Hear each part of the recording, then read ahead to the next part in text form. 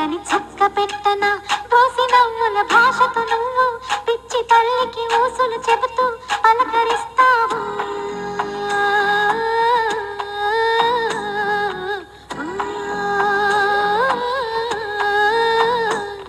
గోపాల బాలుడమ్మ నా చందమామ పదే పదే చూసుకున్న తనివి తీరదమ్మ.